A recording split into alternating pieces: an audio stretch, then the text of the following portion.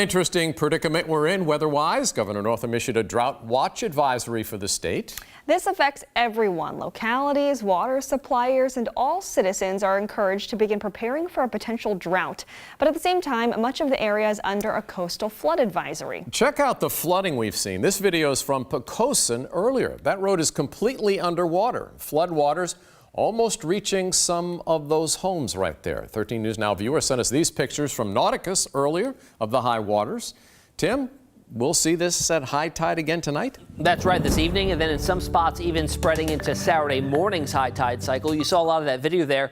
Blue sky flooding. Nothing coming from the skies. It's all from the wind direction and the high tidal cycles there, kind of piling up that water at certain times during the day. Coastal flood warnings into the dark green, south side into the Outer Banks, looking at coastal flood advisories right through the day tomorrow. Here's a look at some of the tide cycles for Sewell's Point. We're looking at the highest tide coming our way later on this evening. Minor to moderate tidal flooding around 8:40, and then tomorrow morning still minor flooding, but it only goes down from there, so that's some good news. Why the tidal flooding issues? Well, we have subtropical storm Melissa sitting off the coastline. That's been driving our winds now out of the north. Been quite persistent here the last few days. And at those times of high tides, we're seeing them really rise those water levels. Where's this storm headed? 65 mile-an-hour winds, and it's moving to the east away from the coastline. So gradually we'll see that threat go down and the winds start to diminish. Satellite imagery showing all the cloud cover staying offshore. That's some good news, which is why we enjoyed a lot of sunshine today. Some sustained winds, 14 miles an hour at Norfolk,